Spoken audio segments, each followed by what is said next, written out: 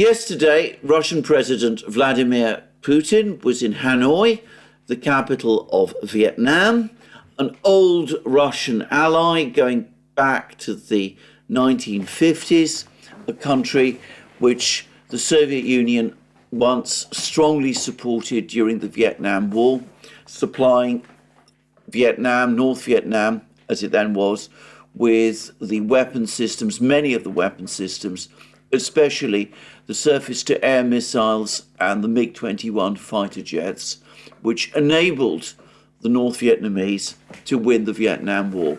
So this is a long-standing, very deep, very strong relationship, which has survived all sorts of changes and storms, and which has remained stable throughout that time. Anyway, following his trip to North Korea, where Putin re-established the relationship between Russia and North Korea, Putin headed off to Vietnam, and he's been in Vietnam, where he has concluded a whole raft of agreements, mostly, as far as I can tell, on economic issues with the Vietnamese authorities. Now, whilst in Vietnam, Putin, as he sometimes does, also gave a press conference. And this was a press conference limited exclusively to Russian journalists, which, by the way, is also becoming an increasingly common practice with the Russians. And over the course of that press conference, Putin commented on various things. Now, I'm going to take as a starting point what Putin had to say about the current situation in Kharkov region and his confirmation that the Russians believe that the Ukrainians are planning a big counterattack in Kharkov region. Now, the Kremlin has not yet provided an English translation of this part of Putin's words, but this is a translation that I have found on Slavyangrad, pro-Russian channel, but as I said, pretty accurate in its reports, and I've no doubt that this accurately reproduces Putin's words. They correspond very closely with what I've heard and read other reports say, including a very brief report on Putin's comments from the Russian TASS news agency. So this is what Putin said about the situation near Kharkov, in Kharkov region. As for the Kharkov area, I have already said there is no secret here. I told you that 6 months ago. I said that if shelling of our border settlements continues, we will be forced to create a security zone, a sanitary zone on Ukrainian territory. The Ukrainians continued these shellings, and we did what we said we would do. Yes, we know that mainly the Americans, the Europeans are forcing the Ukrainians at any cost, again, I want to emphasize that, at any cost, to push our units to the state border, and they plan to present this as a major success in 2024 in connection with the expected NATO summit and then the elections in the United States. Well, we see what actually happens, but this command at any cost, and I assure you it is, I know what I'm talking about, of course, it is not based on if it is not based on realities, it will again cost the Ukrainian armed forces very dearly. But we'll see actually what will happen. In any case, as we understand, and as I said, that we have no goals to approach Kharkov and so on, this is still such a tactical direction, and the enemy will try to present it as a strategic success if he succeeds. We'll see what he actually succeeds in. This is very typical Putin. He's very gnomic. He doesn't tell us very much about what the Russians intend to do. what they expect to happen in the Kharkov region, other than the fact that the Ukrainians, according to Putin, are preparing to launch a major counterattack in Kharkov region to try to drive the Russians back across the border. And Putin does, however, tell us a number of very interesting things. Firstly, he says that this counterattack is one that is being insisted upon and pushed on the Ukrainians by the Americans and by the Europeans, by the Western powers. Just as last year, Ukraine launched its disastrous summer offensive at the insistence of the Western powers, a summer offensive which, of course, ended in a catastrophic defeat. So Putin says the same is happening all over again now. The Ukrainians are being forced into a counteroffensive in the Kharkov region by the Western powers, by the United States and the Europeans, and they've been told to succeed regardless of cost. And Putin is saying that the cost is going to be very high, and he clearly doesn't expect the offensive to succeed. But he says that even if he does, this will be a terrible sacrifice of men and machines belonging to Ukraine in an area which is just a sideshow. A point which I've been making in program after program, which we've also been making on the Duran as well. Kharkov is not where the main battle is being fought. The main battle is being fought further south in central Donbass, but at Western insistence, Ukraine is concentrating all its remaining reserves there and is planning to launch a counteroffensive and to succeed in this counteroffensive at any cost. And Putin goes on to say that this operation has no military logic behind it. It is entirely based upon the political needs of Western leaders. Firstly, the political needs of Western leaders with respect to what they're going to discuss and agree with each other at the NATO conference, the next NATO summit meeting, which I understand starts on the 9th of July. That's in about, well, just under 3 weeks' time. And also, perhaps more importantly still, it's intended to provide the Biden administration with some sort of report of a tactical success before the November election. So this operation is being pushed for essentially political reasons, reasons which one suspects, or at least Putin is trying to make us think, is connected mostly with the political timetable, the domestic political timetable in the United States. Now, Putin said these words shortly after reports began to circulate in parts of the Russian media connected with publication of an analysis or document which seems to originate from Russian intelligence. And I think this document needs to be taken extremely carefully. I'm not in any way vouching for its reliability.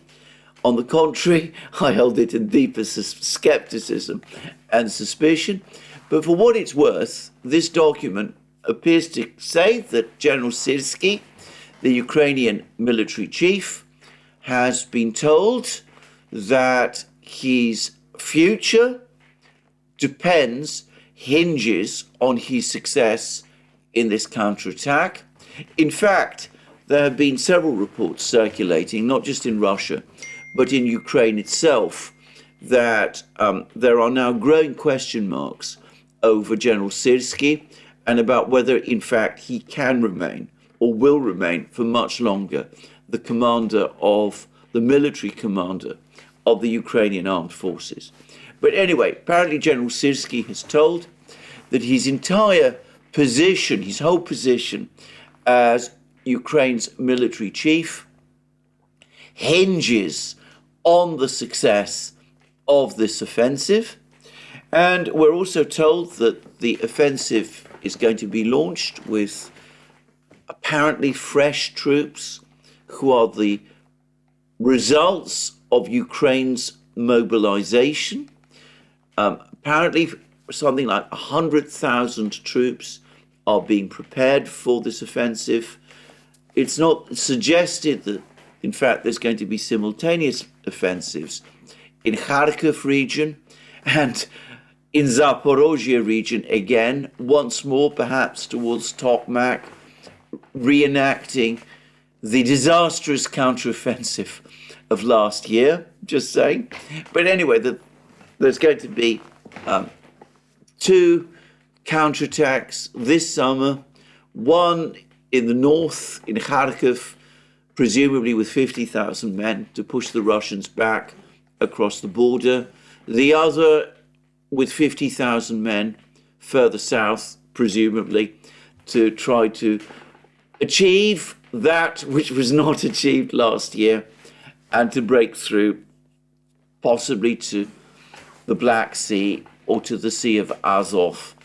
And the document then provides a great deal of information about the supplies and advisors that are coming from the West to support this operation, the armoured vehicles that are being rushed to Ukraine to support this operation, the large number of Western military advisors who are going to micromanage its conduct, the French troops who will at some level participate in it, that there's only going to be a couple of hundred of them, and the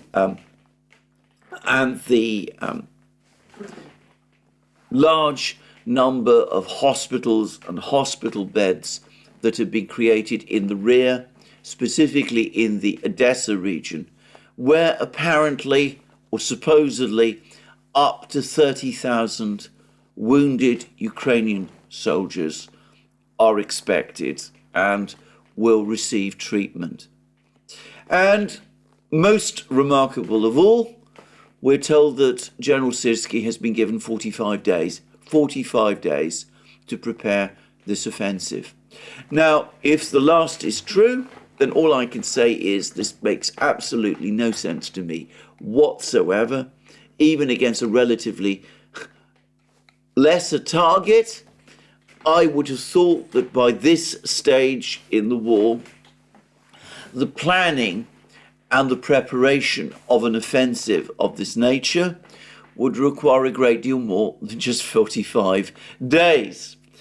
The offensive that Ukraine launched in the summer of last year, for example, it was first talked about in the autumn of 2022, but preparations for it were not completed until June 2023. So an operation that took months at a time when the Ukrainian military was far stronger than it is today. But we're asked to believe that this time General Syrski can somehow achieve results after a rushed preparation lasting just 45 days. Now, the same document tells us apparently that this is seen essentially as a last throw, that if the offensive, or should I say offensives, fail, then even the Western powers understand that a military victory in Ukraine is impossible.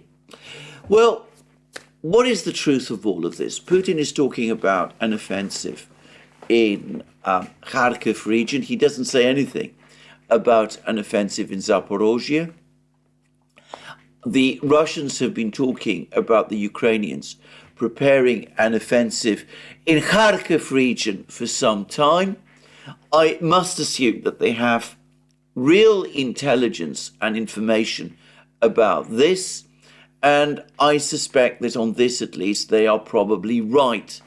Moreover, there's been some reports appearing Politico today that the United States has quietly given the Ukrainians permission to strike at any Russian military unit that is expected to participate in the fighting in Kharkov anywhere at all on Russian territory, which, by the way, would be a radical and fundamental change in US policy if it were true.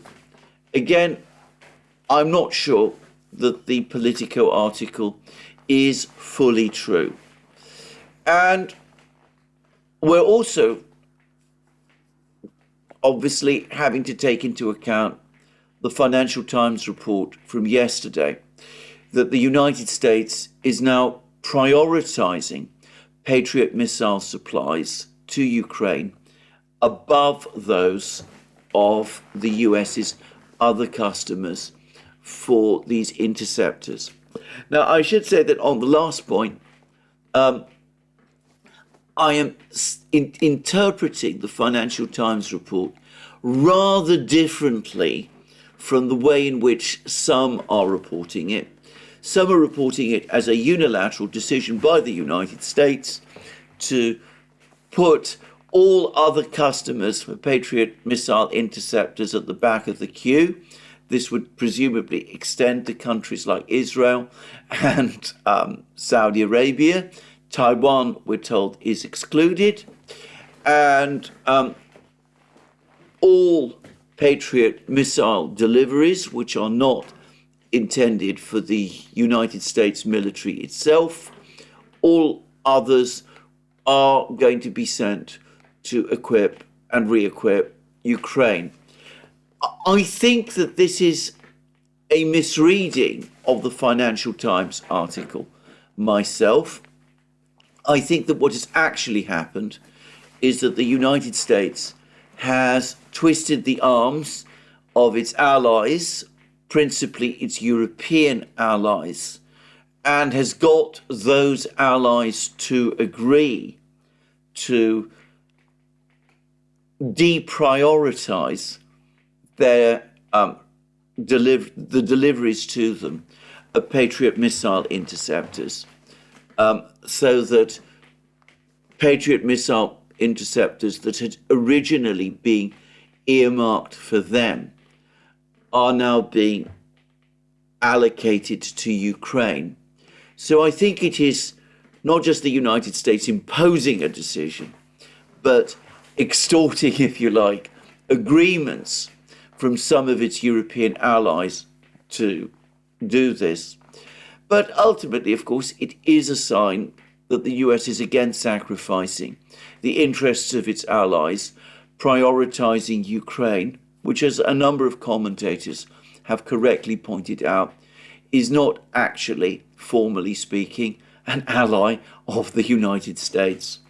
And, well, it's beginning to look to me as if this decision might in some way be connected with this plan to launch an offensive, perhaps principally in the Kharkov area.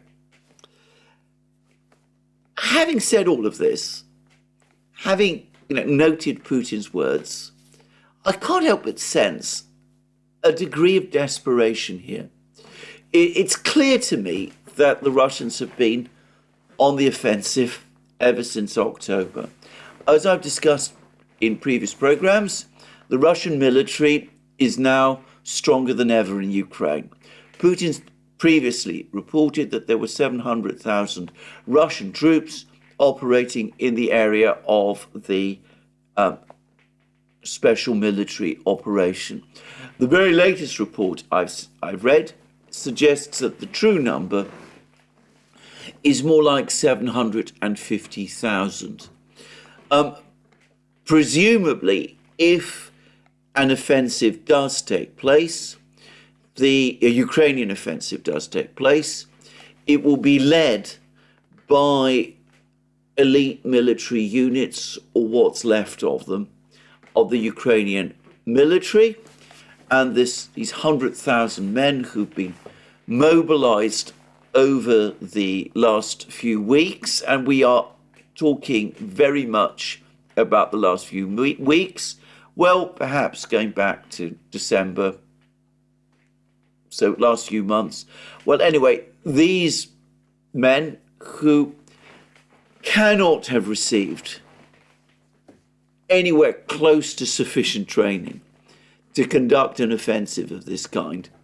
Anyway, they're presumably there to provide padding and to take the place of those units, those elite units, which are being earmarked for this offensive. And Brian Beletic has just done an absolutely masterly video, by the way, talking about the continued shortages of weapon systems in the West. He focused in this video mostly on Stinger missiles and Javelin missiles, but we know that there are general shortages of Patriot missiles, covering not just the US military, but all other US allied militaries as well. And we know that there is a major demand for Patriot missiles, probably coming from Israel shortly. And yet, all the indications are that without the Ukrainians really being in any condition to conduct an offensive, and despite the fact that their forces are exhausted, the elite units that are supposed to, which one assumes, are going to be the ones that will be launched into this offensive. Some of them have been fighting continuously now for 2.5 years. Most of them were involved in last year's disastrous offensive. We had reports recently that many of them are down to 40% strength. These elite units, what's left of them, made up of tired and exhausted and probably by now deeply traumatized men, they're going to be frittered away in another offensive against Russian positions where the Russians are probably now consolidated and entrenched. As I said, this has very much about it the feel of the last desperate throw, an attempt to get Project Ukraine, if not back on track, then at least in some kind of shape, so that the administration is able to tell the American people in advance of the election in November, well, things are going okay in Ukraine after all. What happens if this offensive, assuming it's ever launched, what happens if it fails with the Russians, as I said, taking their own steps? I discussed this all at length in my program yesterday. The Russians increasingly preparing their positions in central Donbass, I'll come to that in a moment, in order to launch their own far more carefully prepared offensive, one they've been working on and planning for probably well over a year by now. Anyway, what happens if this offensive fails, this Ukrainian offensive that the Western powers are insisting on? What happens if it fails? I don't know whether the Biden administration has properly planned for that possibility. It seems to me based on everything that I have seen in the various reports that I've been reading from the battlefronts, that this offensive, which looks like it's going to be launched without any kind of proper preparation, with either exhausted troops or untrained troops, at a time when the Russians continue to hold unchallenged aerial dominance over the skies, certainly of eastern Ukraine. Well, it seems to me that more likely than not, this offensive, this Ukrainian offensive, if it is indeed going to be launched, is indeed going to fail, in which case, of course, the crisis in Ukraine, which the Biden administration appears to want to avert, looks likely to be accelerated. The collapse looks likely to be accelerated. And, of course, Patriot missile systems, missiles already in short supply. Brian Beletic has already pointed out that with production of Patriot missiles running at perhaps 600 a year against the thousands of missiles that the Russians are launching all across the front lines, all that this is going to do is it's going to deplete supplies. It's going to deepen the crisis of air defense in Europe even further, leaving the Europeans even more exposed and in an even more precarious position, potentially, if indeed this battle is lost. So, as I said, if this is a gamble, if this gamble is indeed the one that is being played, well, it's a last roll of the dice, but a last roll of a dice in which the consequences of failure, of defeat, of losing are going to be even more catastrophic than they were last year when the previous Ukrainian summer offensive failed. In fact, there is a real possibility, as I've discussed in other programs, that if the Ukrainians do launch this big offensive that Putin is talking about in the Kharkov region, and the offensive is defeated, then there might actually happen that which Putin tells us is not yet planned, and that is the fall of Kharkov. It could be that a Ukrainian army in Kharkov region, defeated and battered and thrown back, might no longer be capable of defending Kharkov. So, as I said, none of this makes any kind of sense to me.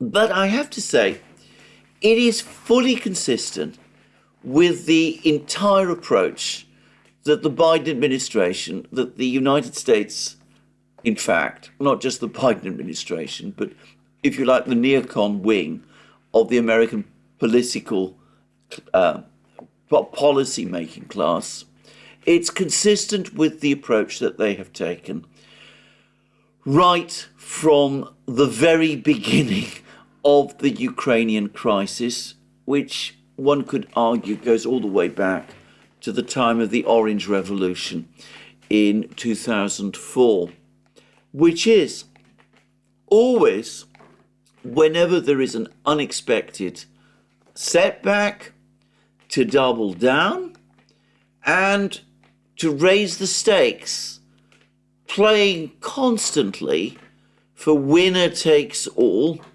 or if you prefer, all or nothing. And as I've discussed many times now, and I want to repeat again, if you play for all or nothing, you stand the very real risk, if you don't win all, of being left with nothing. Something which American officials in particular, and I've no doubt that the pressure for this offensive is coming principally from the United States. After all, Putin tells us that it's partly intended to achieve a success before the November election. Anyway, it's something, the fact that one can end up with nothing if one plays all or nothing. It's something that the top people in the Biden administration don't seem ever to understand. They don't also seem to understand that the other side can work out what is going on and can make its own preparations. Of course, the Russians did that last year. They apparently know all about this offensive that the Ukrainians are being pushed into launching. One must assume that the Russians are taking precautions and making their preparations. In fact, in Kharkov region, there are lots and lots of reports that the Russians are busy building fortifications to hold back the Ukrainian attack if and when it comes. This inability on the part of the administration and the vast array of think tanks and NGOs and commentators and so-called analysts and people like that who sustain it.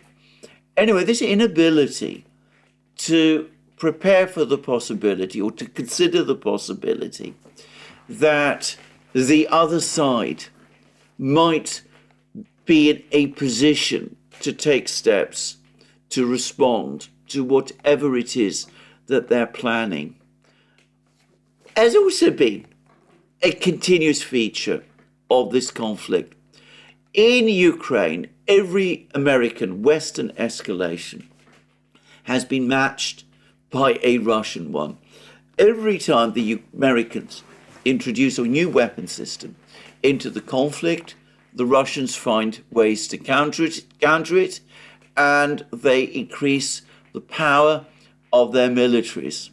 And we see now the way this is also playing out in the international field.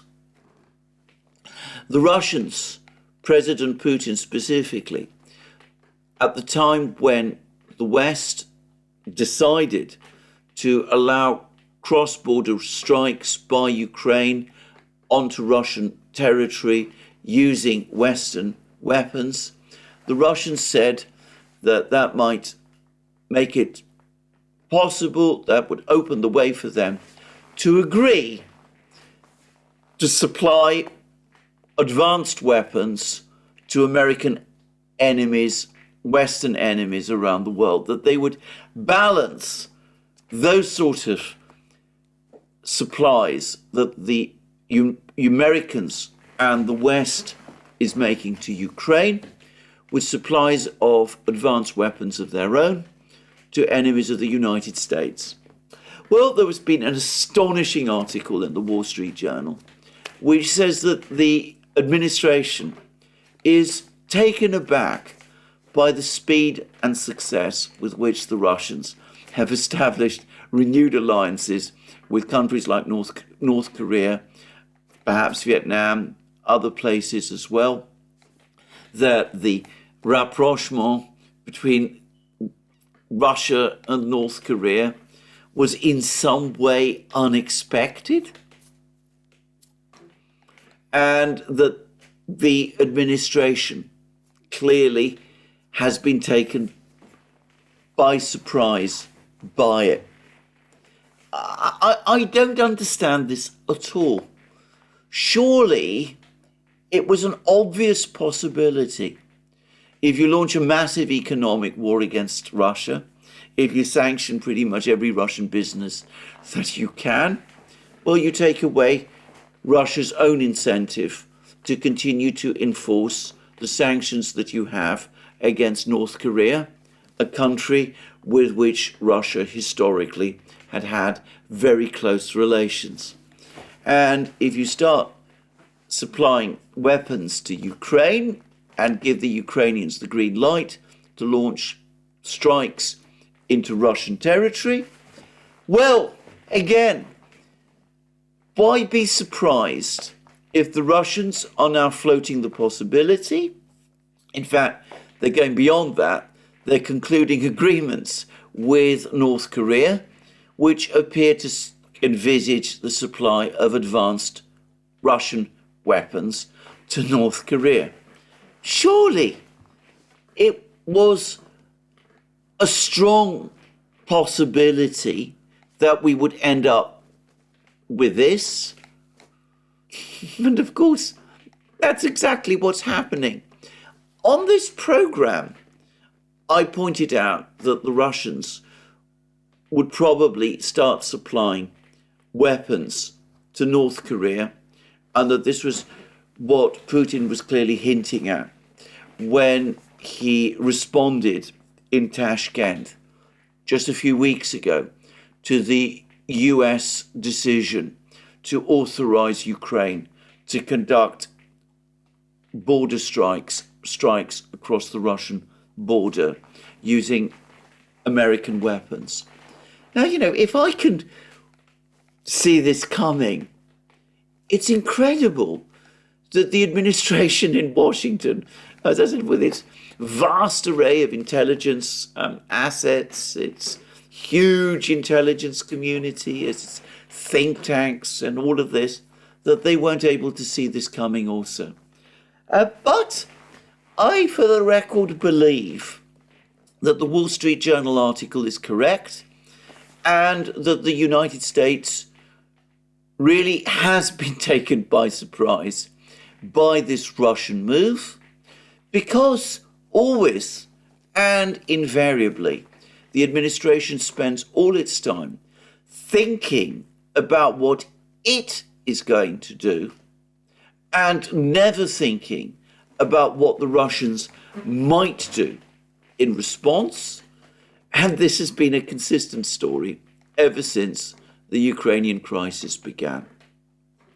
Now, I have to add something further to this program, which is that even as the administration seems blind to realities, even if these reports from Russia are true, reports that Putin is now supporting, that the administration is now pressing Ukraine into what will almost certainly be another disastrous, indeed in this case perhaps terminally catastrophic offensive, are also true.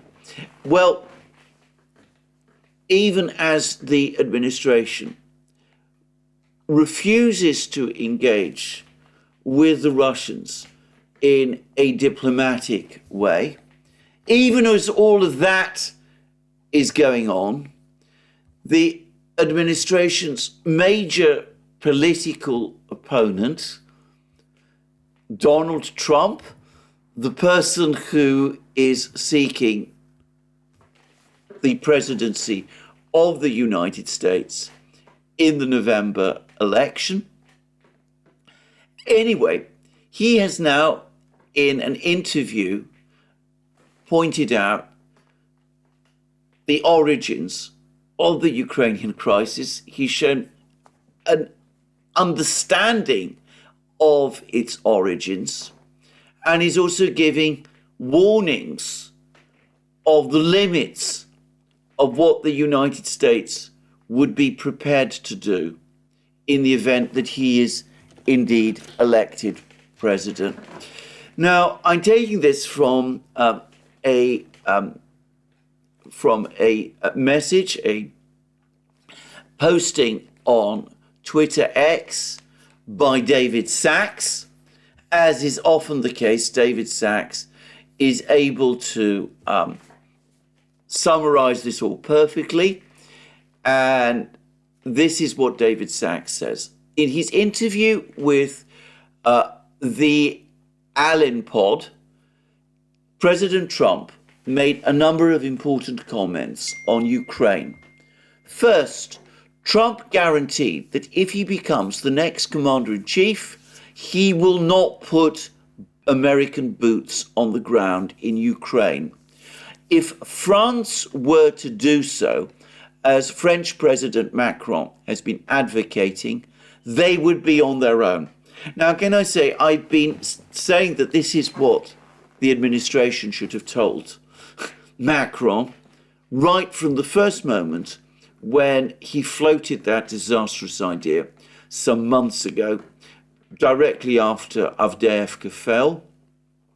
The right thing for the administration to have done at that time was for the United States, the administration, to have said publicly to Macron that the United States is strongly opposed to this idea, and that if France were to deploy troops to Ukraine, the United States would not support it, that those troops would be on their own, and that France and Macron should not expect the policy to change.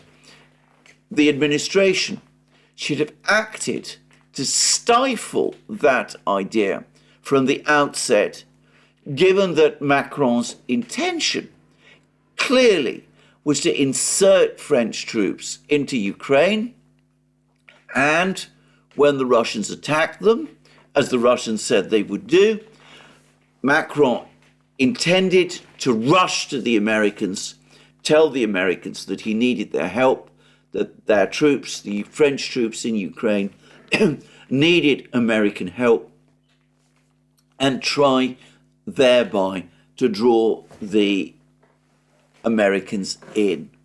So Trump is showing a clear understanding of this issue than the administration did. He's seen, if you like, the danger, the potential danger ahead, and he's seeking to maneuver around it in a way that the administration itself has failed to do. But then we have perhaps an even more interesting part of the article of this interview. And again, I go back to David Sacks's post on X. Second, President Trump acknowledged the role of NATO expansion in causing the war.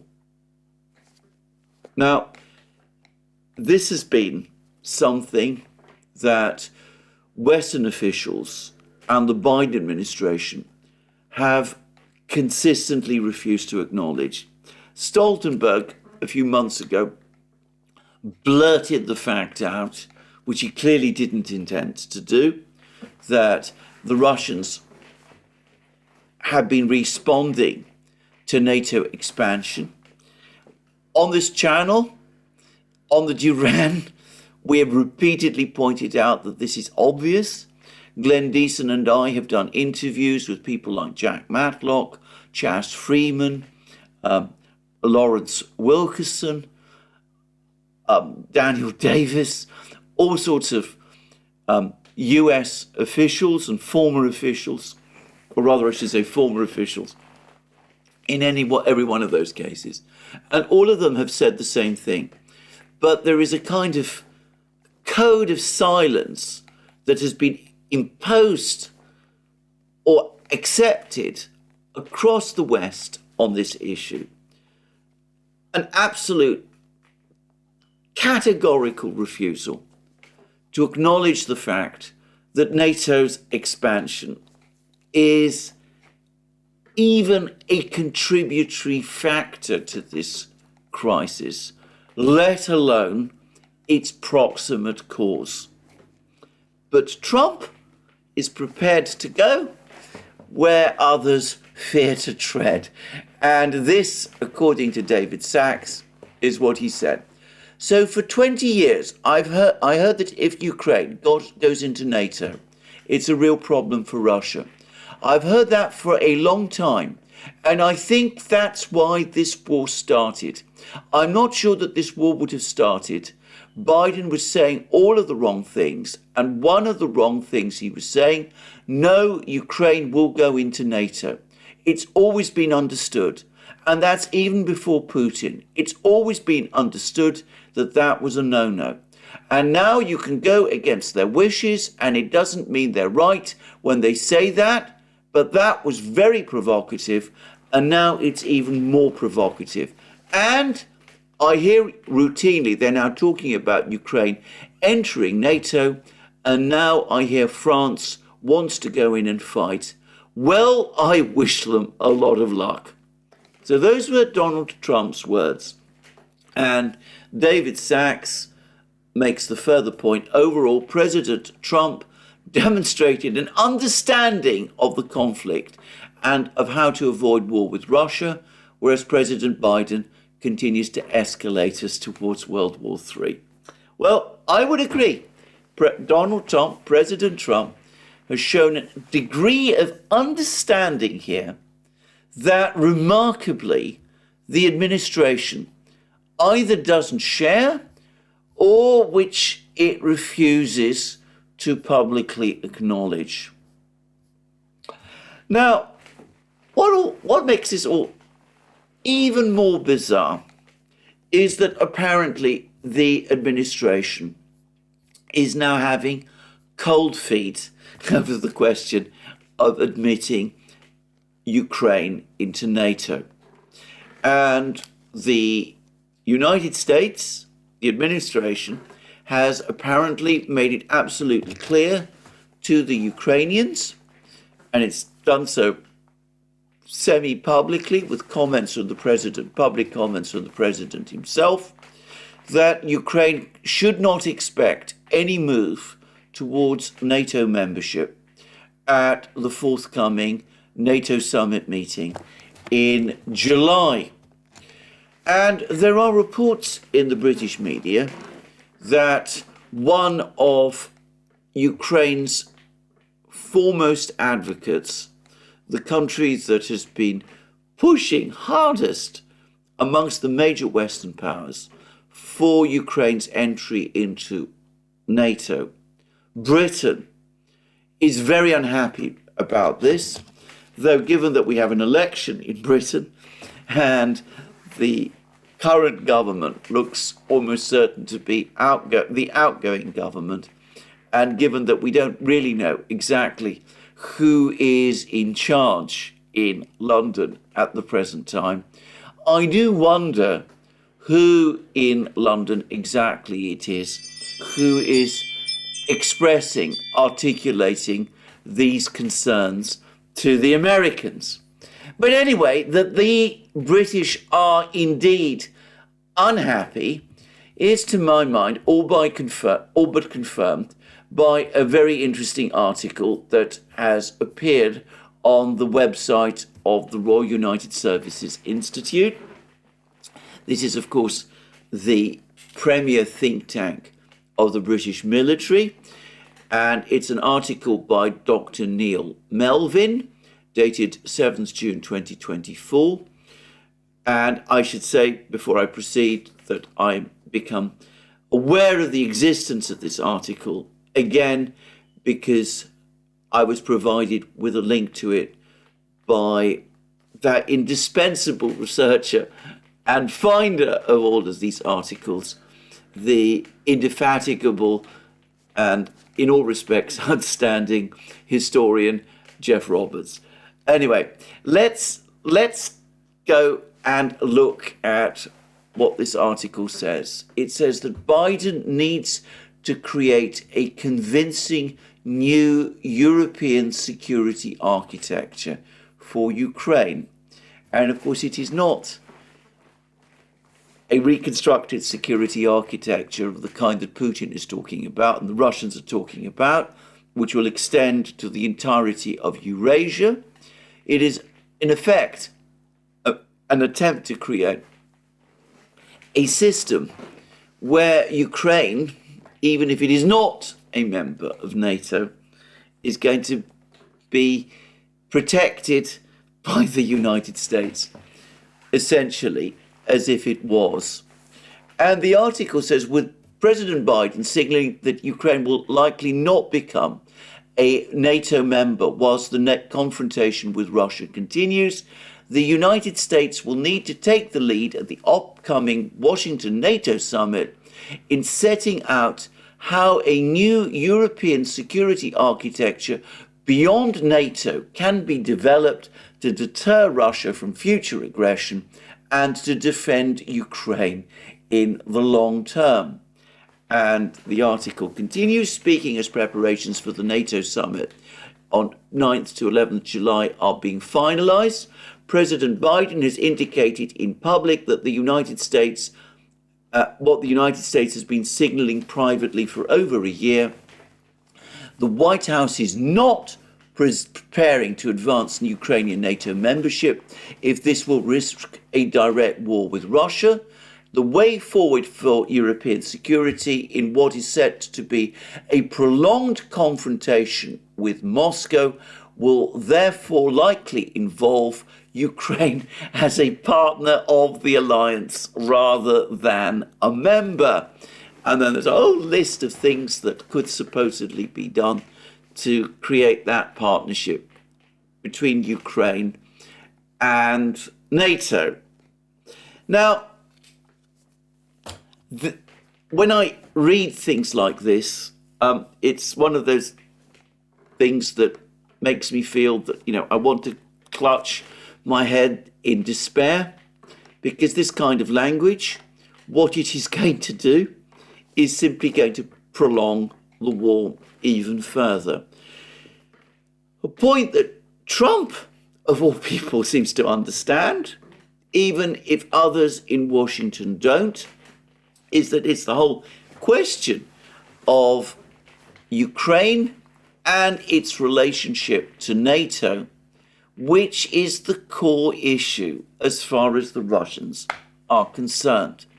Now, in several programs that we have done with him, Professor John Mearsheimer has made the point that if there is going to be a negotiated settlement of the conflict in Ukraine between the Russians, the Ukrainians, and the Western powers, then given the total collapse in trust, the only way that can happen, the only way that the Russians would even contemplate such a negotiation is if they were given an absolute, foolproof, ironclad undertaking that there will be no military political links between the United States, NATO, and Ukraine at all.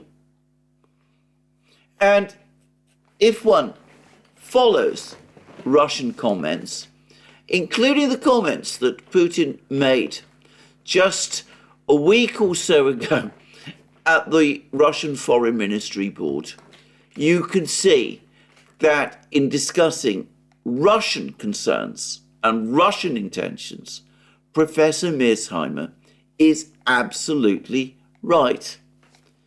Well, here we see an article in RUSI, the website, the think tank, of the British military, and it's proposing the opposite.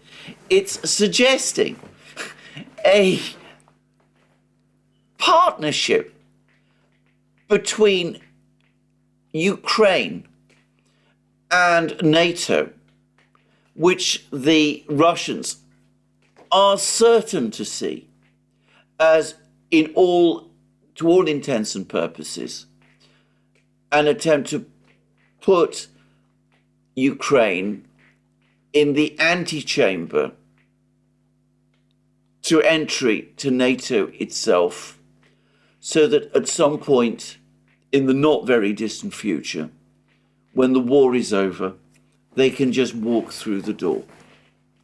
The Russians are going to react to any sort of proposal like this with renewed determination to continue the war until eventually it is won, because from their point of view, the war is an existential issue, and they see the conflict in Ukraine and the question of Ukraine's NATO membership as an existential issue for themselves.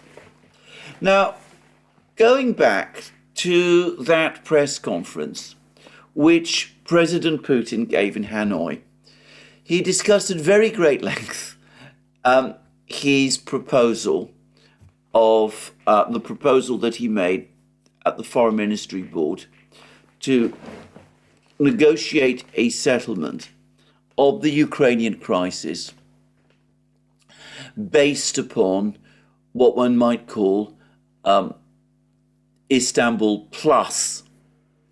And Putin said that, confirmed that there have been some contacts between the Western powers and the Russians over these proposals,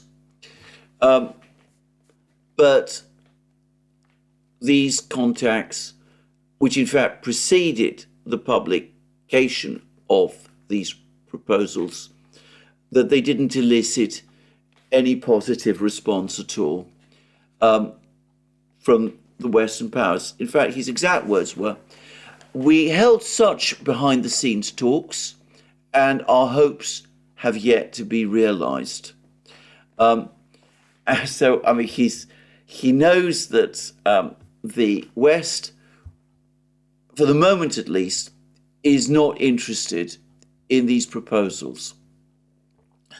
But he made it clear that for the Russians, it is indeed Istanbul Plus, which is the only basis upon which they're prepared to hold discussions. And that if they don't get Istanbul Plus, then the war will continue. And Putin made it also fairly clear that Istanbul Plus, the proposal that exists at the moment, is not open-ended. That as the situation on the ground changes, the point will eventually be reached, probably much sooner than some expect, that even Istanbul Plus, in the form that he's just proposed it, will not correspond to the realities and will therefore not be enough.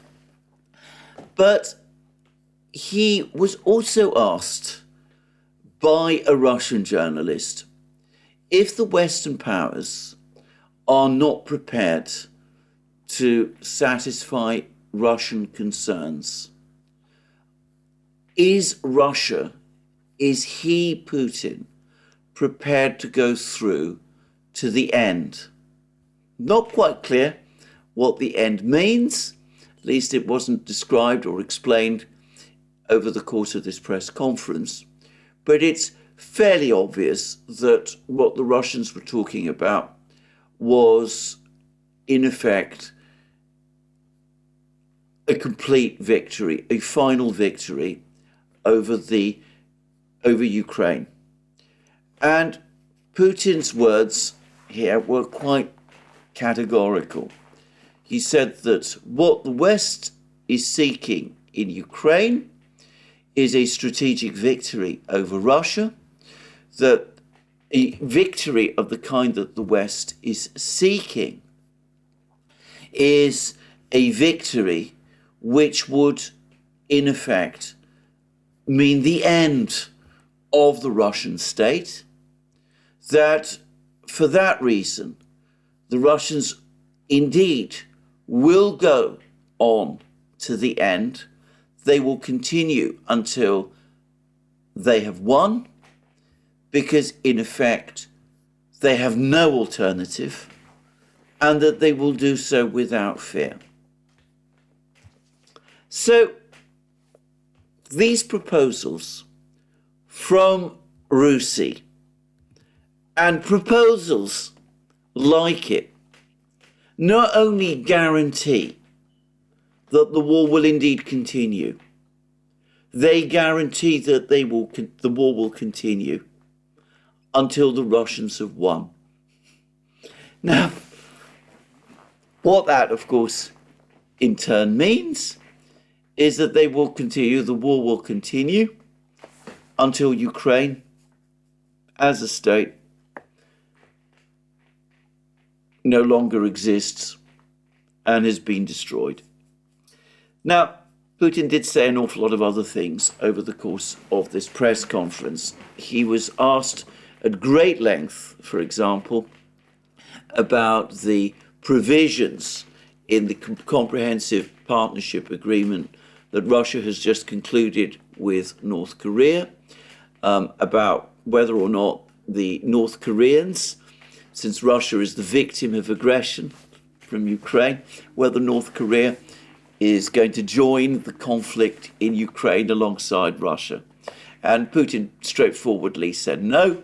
He said there's been no request from Russia for that kind of assistance from North Korea. And he said, in fact, that people are overemphasizing these provisions in the new comprehensive partnership document. They simply repeat wording that was there in the previous treaty that had existed between Russia and North Korea, the Soviet Union and North Korea, which had existed in 1962. It's very much a typical lawyer's answer, if I may say, because, of course, yes, it probably does just repeat language that existed in 1962 during the Cold War.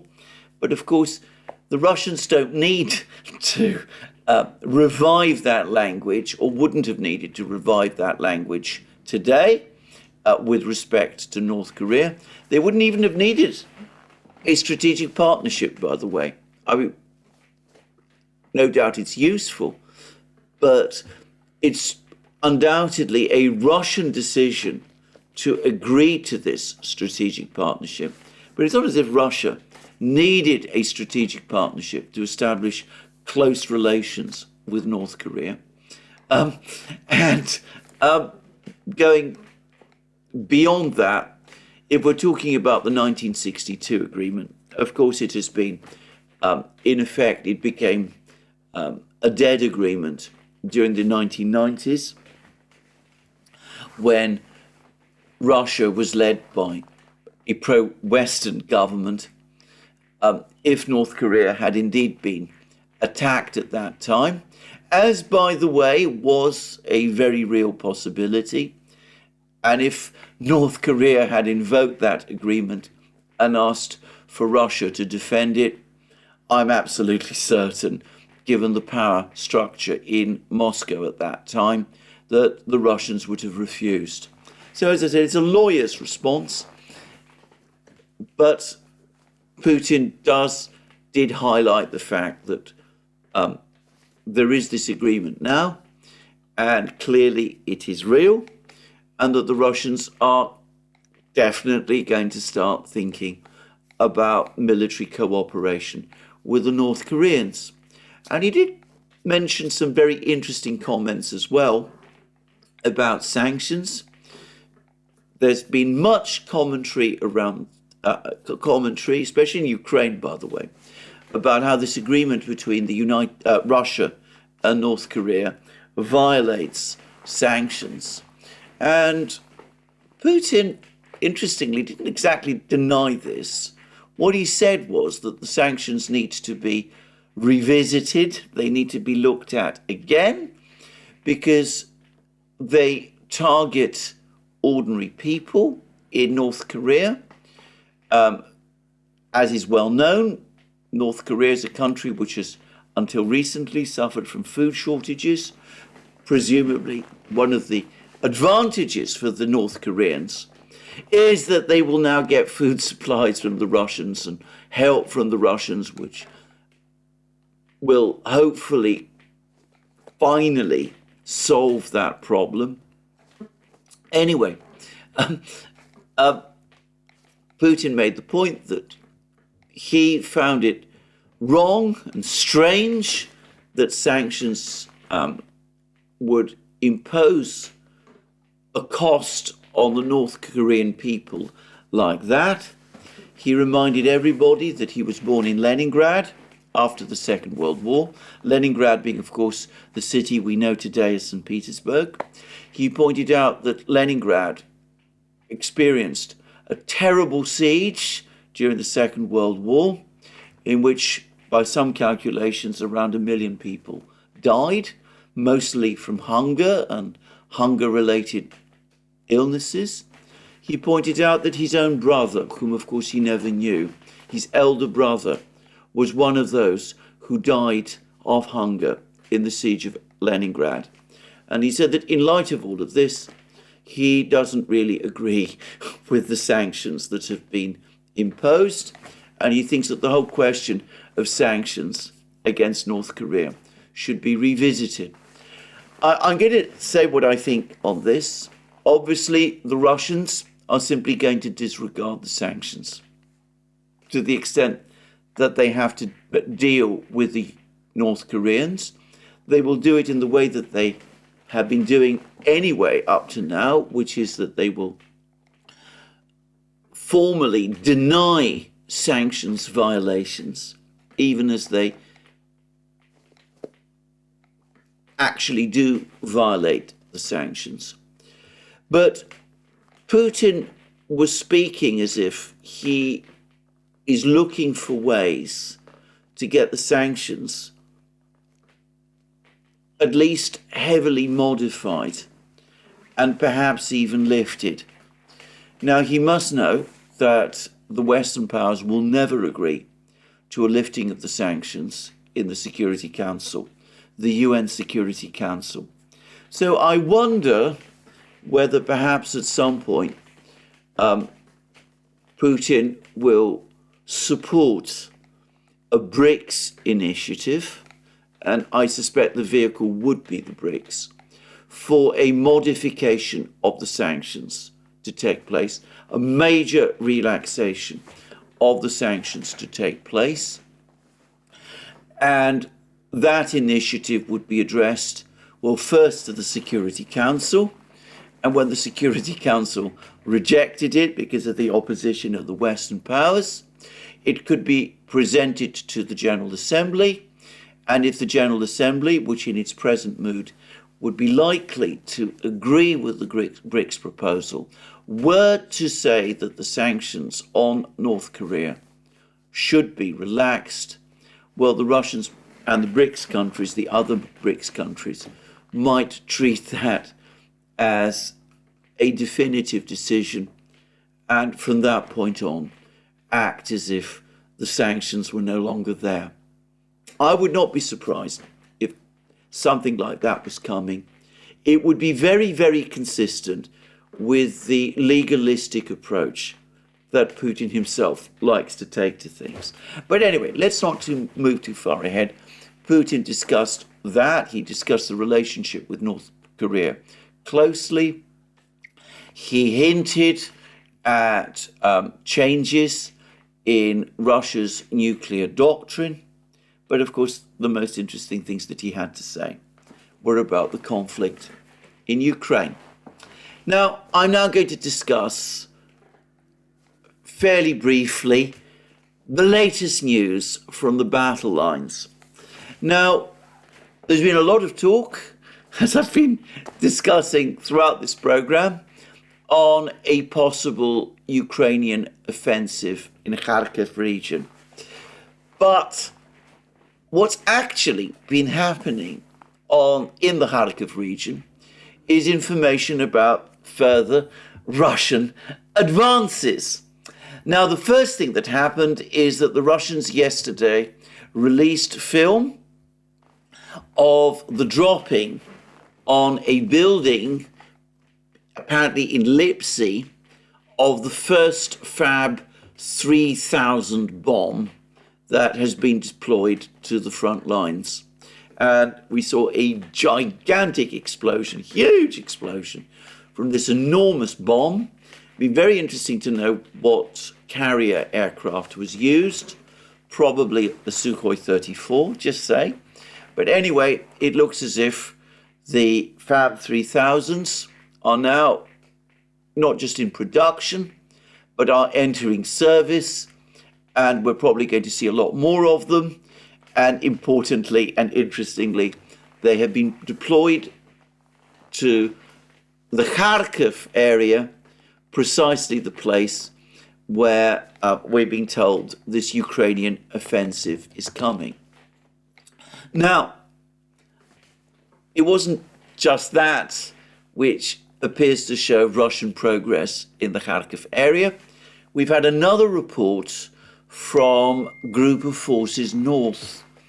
And it says this: in the Volchansk direction, fierce fighting is taking place in Volchansk. The units of Group of Forces North advanced in the southwestern direction, pushing the enemy to the Volcha River. Attempts by the Ukrainian forces to bring in reinforcements was stopped by dense fire from artillery and TOS-1, flamethrower systems. And it does look as if the Russians now control all the built-up areas just north of the Volcha River. And the reports suggest that the Russians have indeed largely pushed the Ukrainians out of this small wooded area in a loop of the Volcha River to the south of the built-up area in northern Volchansk. So the purpose for the Russians of doing that is that it strengthens their positions. In northern Volchansk, it secures further the supply lines to their troops in the aggregate plant. You remember how just a couple of days ago we were getting lots of reports about how the Russians were trapped in the aggregate plant, how the Ukrainians had surrounded them there? We're not hearing those reports anymore, I notice. And in fact, most reports are suggesting that the Russians control certainly the greater part of the aggregate plant, if not yet perhaps all of it. But anyway, the Russians are pushing the Ukrainians out of this area to the south of the aggregate plant and the built-up area immediately to the west of it, which the Russians already control. Anyway, Group of Forces North then tells us in the eastern part of the city, the Ukrainians resumed offensive actions and attacked our positions twice during the day. Both attacks were repulsed. Enemy losses amounted to more than 100 men. Now that is a very, very high rate of loss, and it suggests a significant battle in that area. Now, the Russian newspaper Redovka yesterday published a very interesting commentary about the fighting in eastern Volchansk, which suggested that the Russians not only repelled this counterattack, but then went on the attack themselves and pushed the Ukrainians back. And if I've read the Redovka commentary correctly, they're even claiming that over the course of this counterattack, the Russians finally captured the village of Tikha. I am sure that is wrong, by the way. I don't think the Russians have ever, at any time, been in control of Tikha. But it could be that the Russians have indeed not just repelled this counterattack, but pushed the Ukrainians back. Anyway, Group of Forces North then goes on to say the total advance of Russian troops in the Volchansk direction amounted to 200 meters. And then they talk about Lipsy. They say, in the Lipsy direction at night, with the expectation of taking our fighters by surprise, the enemy in small groups totaling about 50 men, and with one BMP, that's Soviet-era infantry fighting vehicle, attacked 4 times our positions near the village of Glubokoye. We repulsed all of the attacks, destroying up to 40 enemy personnel and the BMP. In the past 24 hours, enemy's losses amounted to up to 350 men, also uncovered and destroyed, and then there's a long list of Ukrainian weapon systems that Group of Forces North claims to have destroyed. And then, always from Group of Forces North, this very interesting commentary. The enemy became more active in all our directions and resumed its search for weaknesses in our defences.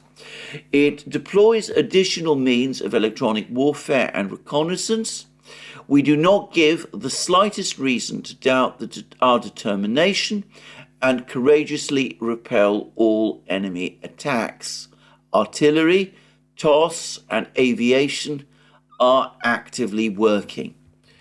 As our Supreme Commander-in-Chief, who's to say Putin, correctly noted, any attempts by Kiev to squeeze us out from Kharkov will cost the Ukrainians dearly. Every Ukrainian soldier will pay this price if he does not come to his senses and continues to follow the orders of the regime. Victory will be ours. So that's from Group of Forces North. Putin is saying the West is pushing the Ukrainians to launch this offensive in Kharkov. Group of Forces North, as they have been doing now for about 2 weeks, they're saying, bring it on. We want it. Bring it on. And if you're so stupid as to do something like this, know that we're ready and we will exact a terrible price on you. Well, that's the situation in Kharkov region. As Putin says, it is a sideshow. The way that he described it, it's a tactical battle which the West and the Ukrainians are misrepresenting as a strategic one. Everywhere else, the Russians continue their advance. Now, I discussed their advances yesterday in some detail, and today we've had more of the same. But I would say that without going into the details once more, which, as I said, I think I covered the general contours yesterday in fair detail, I ought to say that we've had a lot more news over the last 24 hours from Chasiv Yar. One of the Ukrainian units that has been defending Chasiv Yar is saying that the situation there for the Ukrainians is becoming terrible, that the Russians are indeed on the flanks, that they're attacking all the time, that Russian aircraft and aviation are active, and that the Ukrainians are only just holding on.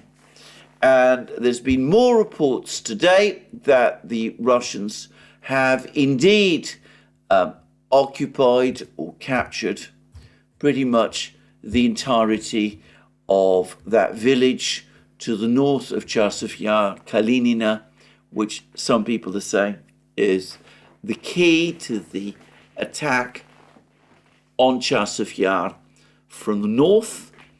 And there's now evidence that Russian armor is operating either just east of the aqueduct area, firing on Ukrainian positions beyond the aqueduct, or that it has even crossed the aqueduct in an area where the Russians some time ago established their bridgehead. And I can't help but think again that the situation of the Ukrainians in Chasiv Yar is indeed pretty desperate, much as they themselves are admitting. They're claiming, by the way, that they're still able to get supplies through to the remaining troops they have in the western buildings of the micro-district. They released, or at least I presume it was the Ukrainians, released a film of supplies, as they said, moving from central Chasiv Yar, west of the aqueduct, eastwards towards the micro-district. I have to say that I wasn't able to make a great deal of sense of this film. All I saw were massive explosions taking place all around this road. If the Ukrainians are indeed trying to send supplies along this road to their men in Chasiv Yar, in the micro-district, then I really do wonder what proportion of supplies and what proportion of reinforcements really are getting through what to me looks like literally a road of death. I would have thought that any truck driver or soldier who the Ukrainians send across or send along this road to the micro-district, well, their chances of survival must be relatively slim. Just saying. Anyway, there's, as I said, lots of reports of Russian advances elsewhere on the battlefronts. The main battles continue to be, apart from the ones around Chasiv Yar, west of Ocheretino and Avdiivka, though there are reports that the Russians have now begun shelling the Ukrainian village, the village that the Ukrainians still control, north of Ocheretino and Arkhangelskoye, the village of Kalinova, even as they're also shelling the other village of Vozdvizhenka. These, of course, are villages close to this key supply road that leads from Pokrovsk to Konstantinovka and Chasiv Yar, which is now endangered. So perhaps over the next couple of days, we will see a concerted Russian push towards this road, cutting off this road and creating the crisis for the Ukrainian logistics that even the British are now admitting to. And interestingly, and perhaps connected with the deteriorating situation in the area of this road, there were reports this morning that the Ukrainians are starting to evacuate their people from the town of Toretsk. This is quite a big town, about 30,000 people, which the Ukrainians control west of Gorlovka, and which the Russians are now threatening, in effect, to encircle if they cut this road and advance eastward, northeastwards, along this road in the direction of Konstantinovka and Chasiv Yar. Now, the Ukrainians, over the last couple of days, spread a lot of reports about a Russian attack from Gorlovka towards their positions in Toretsk and New York. And there have been several people have pointed out, the Military Summary Channel, for example, has pointed out, there's been no Russian confirmation of this attack towards Toretsk. It seems that some kind of attack did take place, and the Russians did occupy some ground immediately to the east of Toretsk, but it doesn't look as if a major offensive by the Russians in this area was underway.